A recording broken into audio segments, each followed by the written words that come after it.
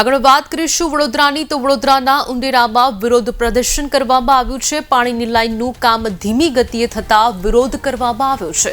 ઠેર ઠેર ખાડાઓના કારણે સ્થાનિકોને ભારે મુશ્કેલી વેઠવવાનો વારો આવ્યો છે। 25 સોસાયટીના રહીશો હેરાન છે, જ્યારે 6 મહિનાથી વધુ સમય થયા છતાં પણ કામગીરી પૂર્ણ ન થતા ભારે રોષ જોવા મળ્યો છે। ઇમરજન્સી સમયે વધુ હાલત ગંભીર થઈ જતી હોવાના પણ આક્ષેપો સામે આવ્યા છે। એમ્બ્યુલન્સ, સબવાહિની અને ની ગાડી નીકળવી પણ મુશ્કેલ બની છે। વહેલી તકે કામગીરી પૂર્ણ નહીં થાય તો ખાડાઓ પાસે બેસી ધરણા કરવાની ચીમકી પણ અપાઈ છે। વિસ્તારજન શું સમસ્યા છે? વડોદરા મહાનગરપાલિકાના ઇલેક્શન વોર્ડ નંબર 9 અને એમાં પણ ઉંડેરા પેટ્રોલ પંપથી લઈ સરોજ પાર્ક, ઉમેદ પાર્ક, તક્ષ બંગલો, ઈશાન્યા ફ્લોરેન્ઝા, ઈશાન્યા શાંતિગ્રામ જેવી અનેક સોસાયટીઓ અહીંયા આવેલી છે। અહીંયા છેલ્લા 3 મહિનાથી વિકાસની એક હરોળ ચાલી છે, પણ વિકાસ ગાંડો થયો છે।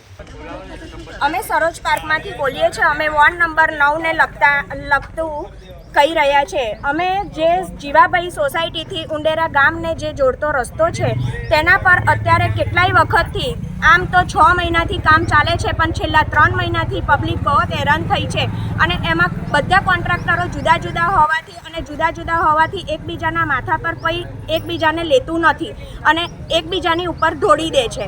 હવે આવામાં નાના બાળકોને સવારે સ્કૂલ જવા માટે, વૃદ્ધને દવાખાને, હોસ્પિટલ માટે, કોઈના લગ્ન પ્રસંગ માટે કોઈ બી સમસ્યાનો આમાં ઉકેલ આવતો નથી અને આ લોકો અવારનવાર આવી રીતે ખાડાઓ ખોદીને અને બસ હેરાનગતિ કરે છે।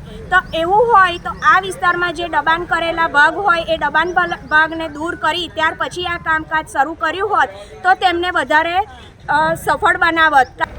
આ ગટર લાઈનો ખોદવામાં આવી રહી છે ભૂંગળા નાખવા માટે। છેલ્લા 3 મહિનાથી આખો રસ્તો પગદંડી જેટલો બી રાખ્યો ને એ લોકોએ પૂરેપૂરો ખોદી નાખ્યો।